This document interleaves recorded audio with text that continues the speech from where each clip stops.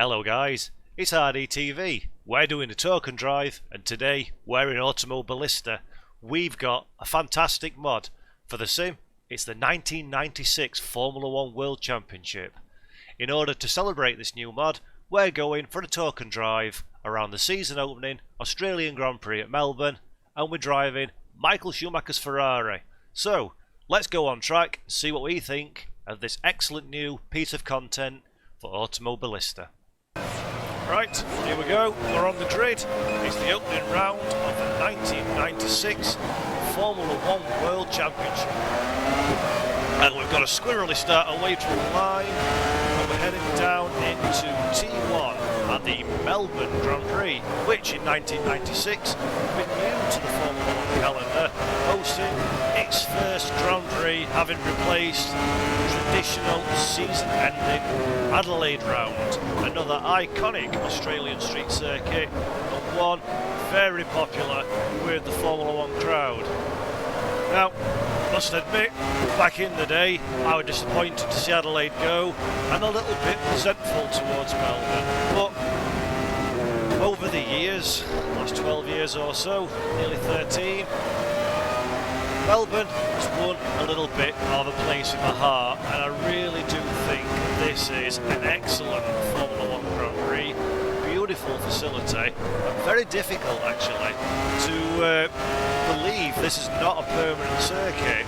Although it is a temporary street circuit, it's only erected for the time of the Formula 1 Grand Prix season start around March. It looks really well put together. It's a great track, Melbourne, and I always enjoy Formula 1 races around here. It's a good start to the Formula 1 season when it hosts the opening round. And in 1996, that was no different. Little fun fact actually, Damon Hill won the 96 Australian Grand Prix and became the first driver to win the Formula 1 Grand Prix back-to-back in the same country, having took the 1995 Adelaide Australian Grand Prix season-ending race win, and then went on to do the double and winning Melbourne the following March. So there you go people, fun fact, if you ever have a pub quiz and that's a question, think back to RaceDepartment and RDTV as we provided you the answers. Right, onto the mod, onto what we're doing now, the reason for this token drive. We've got a new mod for Automobilista. It's this, the full cars, teams and drivers of the 1996 Formula 1 Grand Prix season. This has been brought out by Diego. It's a conversion of the original GP4 mod. It's been updated to include a lot of the goodies available currently in Automobilista. And despite the age of the initial mod, you know what? It really comes across rather well indeed. The models look really good, and it does not look out of place at all in AMS. You can see I'm chasing down the back of Hills Williams now, and that's a really good looking car. I kind of expected when I first was pointed the direction of this mod via one of our viewers on YouTube in the comments section, I kind of expected, with it being so old, to not really be that good, but I have been massively impressed with my time in this mod so far. I'm really pleased with how it stands up quite nicely to current Automobilista standards.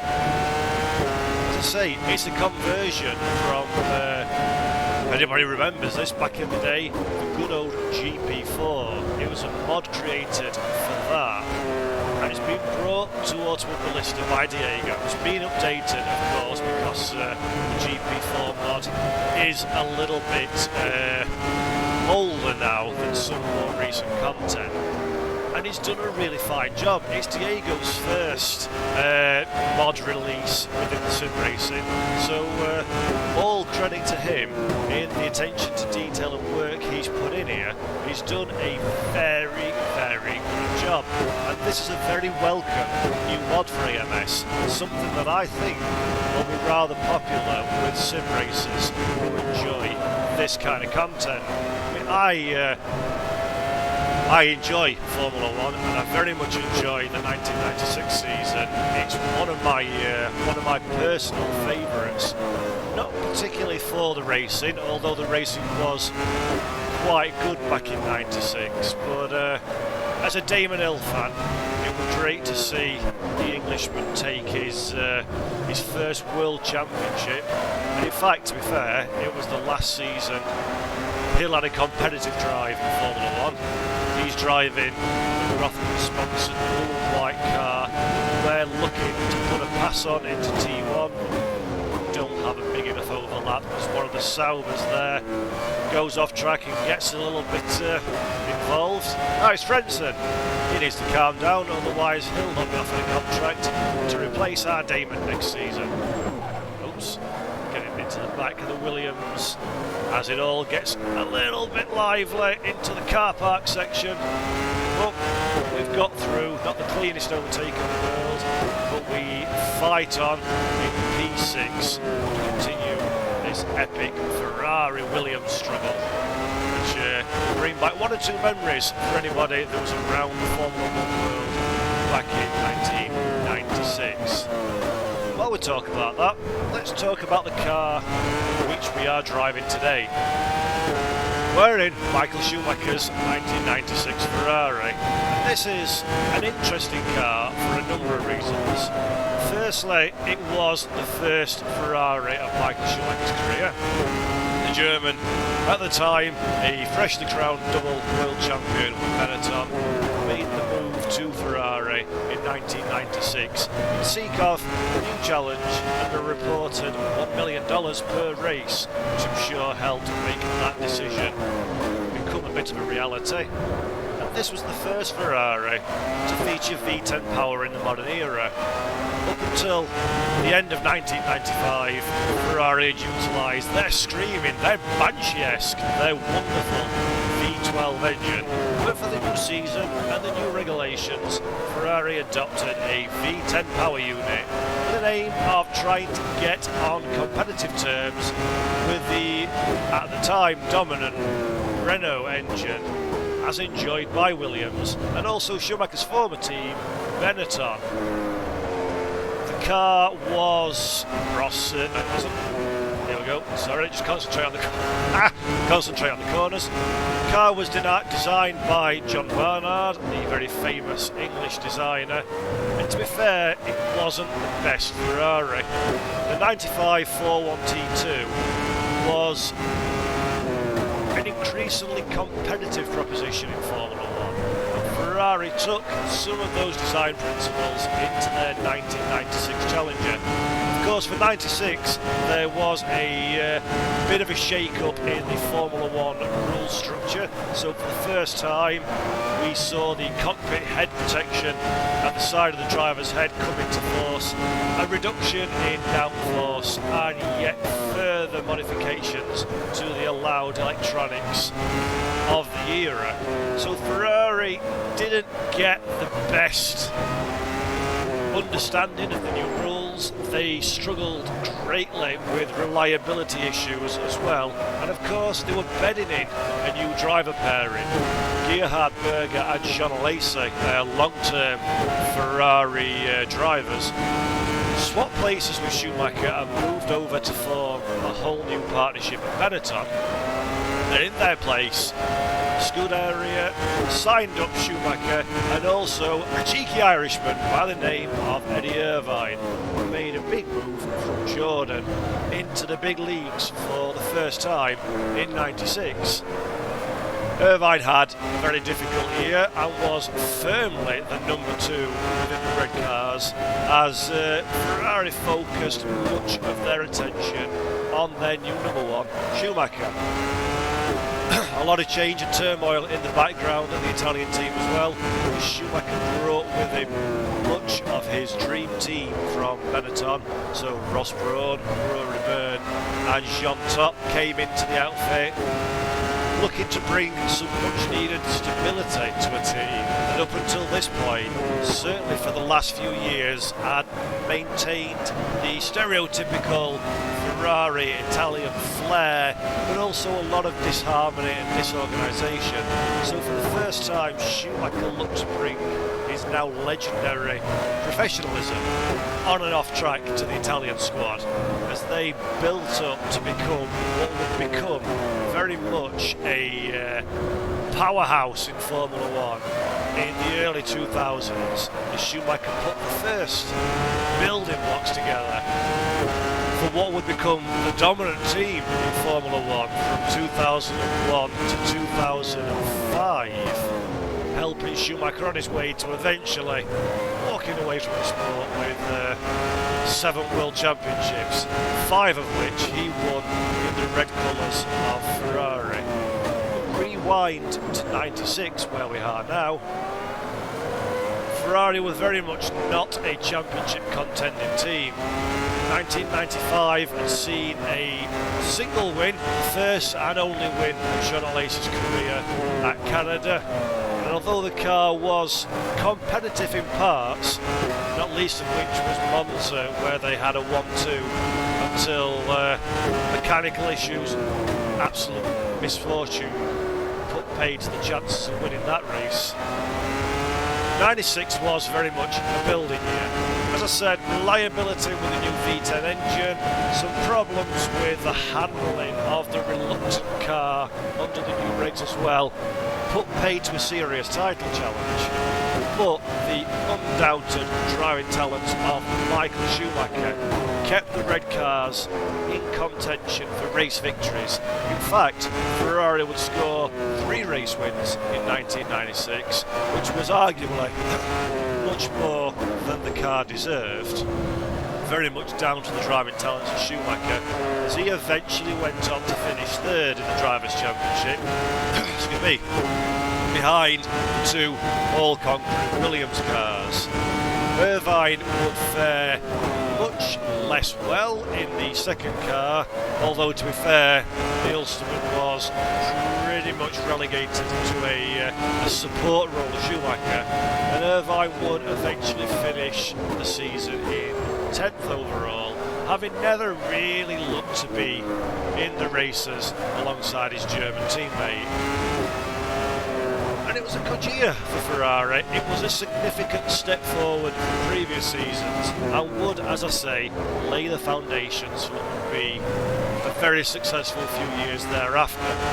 1997 was a big evolution of this car, and Schumacher very much took the championship fight to Jacques Villeneuve in 97, only relinquishing his championship aspirations at the final round in Jerez with a little bit of spirited driving, shall we say, where Schumacher and Villeneuve came into contact. Schumacher would later be judged to have deliberately tried to take out Villeneuve, a la Adelaide 94 when he beat Hill to the title. Ferrari would be retrospectively disqualified from the final results in 97, but it would be a sign of things to come and the increasing competitiveness of the team, something that Ferrari have not really lost since that. So that's why it's an important car. The 96 Ferrari was essentially the beginning of the foundations of what the modern Ferrari is today. Up to this point, they'd been a team in disarray, struggling in the lower reaches of the top 6, quite occasionally sneaking in the odd podium position, but more often than not, spectacularly doing something wrong and ending up in a ball of smoke and fire at the side of the circuit or face first into the wall. So, an important car, and that's the reason we've picked the Ferrari for this video, because I think it's appropriate to show what was actually quite an attractive car. Very curious front nose cone design, where there's not the usual down struts attaching the front wing, but the front wing and the nose cone was more of a single size, a single shape together. You'll see it on the replay embedded into this video. It's quite an interesting front end arrangement. That was the early season Ferrari, but later on in the year they adopted a more traditional front nose cone and got more pace as well. Schumacher winning a couple of races towards the end of the season to mark that increased competitiveness. And it's also interesting that, as I say, it's the first Ferrari that comes without a V12 engine in quite some time, and that didn't stop Ferrari making a beautiful sounding racing car. As you can tell from this video, it was, well, oh, some grass there. It really was a gorgeous sounding, gorgeous looking car, and yeah, you can say it laid the foundations to Ferrari's future success. And 96 as a whole was a really good year for Formula 1. Good year for me as a fan. I'm a Damon Hill fan, and Hill secured his World Championship this year. Something richly deserved after the close call in 1994 and the nightmare that was Hill's 1995 season. So I'm really glad to see Damon continues the long, proud and illustrious tradition of Hill's winning Formula 1 Grand Prix. So really nice year, a lot of fighting throughout the field, a very interesting season for a number of reasons. So, what was basically the beginning of the end for the Benetton team, they'd won the title in slightly shady circumstances in 94 and again in 95. But 96 would be a bad year for Benetton. Lacey and Berger struggling with a reluctant car. Benetton would go on to start a downward spiral of competitiveness that would eventually lead to the team being sold out to the Renault organisation, who came back in the mid-2000s to Formula 1 as a full works outfit. Benetton would later morph into Lotus, but then morph back into Renault again. So an interesting team with a lot of heritage. Of course, Benetton was morphed from the Tolman team, in which Ayrton Senna took his first Grand Prix victory, first Grand Prix start, in 1984. So Enstone have had a long and illustrious history in Formula 1. Look for 96 as we dive up the inside of the Jordan. Make sure he doesn't come back up our inside into the car park, and that's another place gained. Now we need to get our foot down, because who are we chasing? Olivier Panis and Olivier. Get a little bit of a rear end shunt from the Jordan, who's obviously not happy. It's Martin Brundle, and we've taken a place off him. Martin Brundle having a much more successful time in-game than the real-life 1997 Australian Grand Prix. Any of you with a long memory or access to a season review will remember Australia 96 was famous for Martin Brundle pirouetting through the air into turn 3, having launched off the back of a car in front. I think it was a Sauber, can't quite remember, and pretty much destroyed his Jordan Peugeot as he somersaulted through the gravel. How Brundle got away that event without any serious injuries is an absolute miracle, and probably quite a lot down to the new raised head protection at the side of the cockpit, something that came in for the very first time in 1996. Right, enough of that, let's talk about the mod. So, it contains the cars, teams and drivers of the 1996 Formula 1 Championship. It's a conversion from a GP2 mod from back in the day. It's been updated to the Automobilista latest standards. It's got unique handling and audio for each of the cars. So I've tested now the Jordan Peugeot, the Williams Renault and the Benetton Renault as well, and this Ferrari.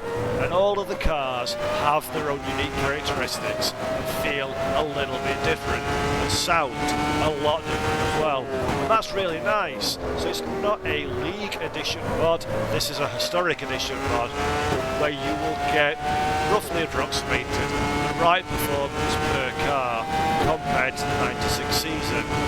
I still think there's a little work to go on that one, as we're not always getting historically accurate grid if we run a qualifying session. I ran a quali before making this video just to give what I was hoping would be a representative grid layout for the video, but didn't quite work out. We found a couple of cars out of position. In 96 I would have expected Williams to very much be at the front of the field with Hill and Jacques Villeneuve, Ferrari and McLaren closely behind, with a Ligier and a Benetton and a Sauber in the mix as well. At the back of the grid to very much be Tyrrell and Forty Ford, but they're a little bit mixed up, not too bad, but they could do still with a little bit of work, in my opinion, there, just to get it so the levelling of the cars is a little bit closer to what the real world data was from 1996. But the AI themselves are really good. They seem quite nice to fight offline in a race environment like we're in now. They're very sensible, they seem to stay on track very sensibly indeed around this Albert Park Melbourne circuit. As I say, the handling is unique on each car. So the Benetton, as I recall at the time, is a very understeery, very difficult to drive, needs a lot of wrestling around the track. The Williams I drove earlier is very well balanced, very neutral, very positive in what it wants to do. It turns in, it drips through the corners. This Ferrari is a little bit wayward, as I would have expected it to have been as well. Still fairly neutral, still fairly solid car to drive, but a little bit of mid-corner understeer occurs from time to time as well, which all reflects nicely what my impressions of the 1996 Formula 1 season were like. So that's really good to see, really good. I enjoy when racing offline. I enjoy things that have got I like to race a car that I know can't win. And there's nothing more immersion breaking for me than driving something like a 40 Ford or something along those lines and chucking the thing on pole position. That's not what I want. I want to drive a 40 and I want to fight tooth and nail to not be last on the grid. I like that, and that is, to a certain extent, from a human point of view at least, something that you can, appears that you can do in my limited running in this mod. So I'm really happy about that. And the handle itself feels quite nice. The force feedback is quite solid. It's not up there with the best force feedback in Automobilista, nor is it near the bottom of the pile either. It's functional. It does the job on this SimSteering V2 direct drive wheel that I'm using at the moment. It's a little bit vague in the centre of the steering. It's a little bit soft around the centre point. Not a dead zone as such, but more limited force feedback coming through the wheel. But in the corners itself, it does what it needs to do. It wakes up when I'm leaning on the aerodynamics of the car. It goes, whoa. It tells me when the back end's going to go out. Probably not in as much detail as I would like, as you can tell by that little incident there, but enough to give you the ingredients you need to have a good time. And it's certainly nothing that's downright spoils the mod, not by any stretch of the imagination.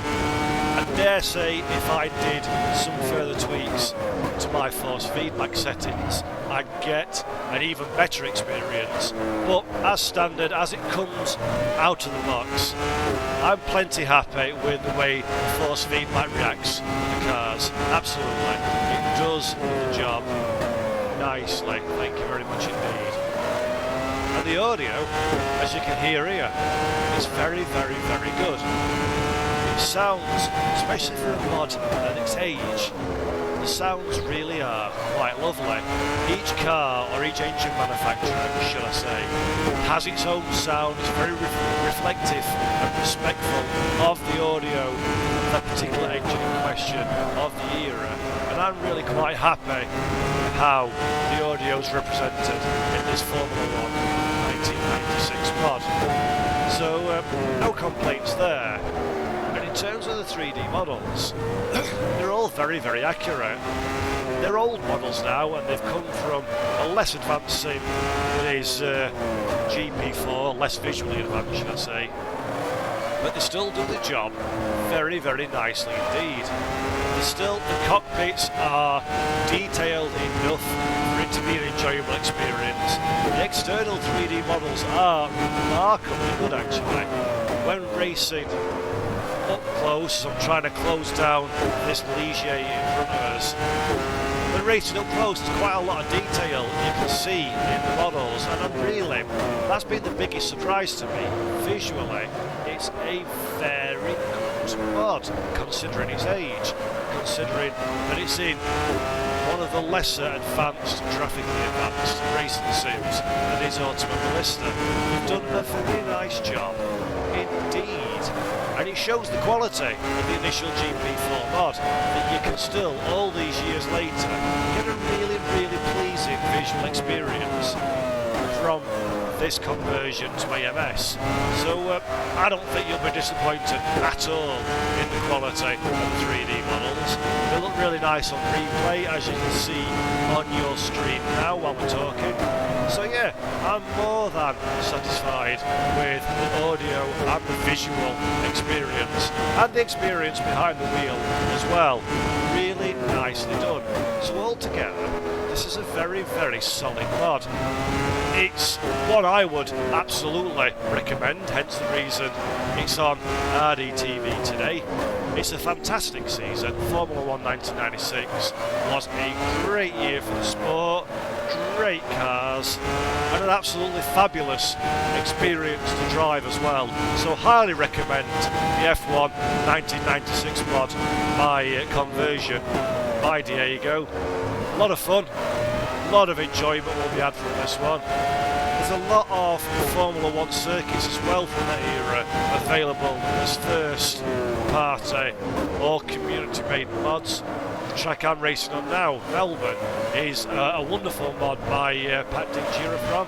It's been created to the current riser standards and absolutely looks for business in F1, in Automobilista. And these cars work fantastic around this track, and there are a number of other really good quality mod tracks for AMS, so you've got plenty of locations in which to play with these little beasts. So get it off to RaceDepartment, get them downloaded, very much recommending, real good fun. Now, can I get Panis? No, nobody uptakes it to there because that's just asking for a crash. But we get a good run. Yes, we got him. The last lap, I think this is. So yeah, get over to RaceDepartment.com. Give this one a try out for yourself and see what you think. I've been greatly impressed, really enjoyed it, and I hope you found this video useful and you've enjoyed our little ramble on about Formula 1 from back in the day. If you have, please give me a like and a subscribe on Twitch and YouTube. That'd be marvellous. Follow us on social media at Twitter, Instagram, Facebook, and of course visit us at RaceDepartment.com. We'd love to see you, we'd love to hear from you. And until next time, I've been Paul, this has been RaceDepartment. We've been driving Formula 1 1996 by Diego. Sim racing's awesome. Until next time guys, I'll catch you later.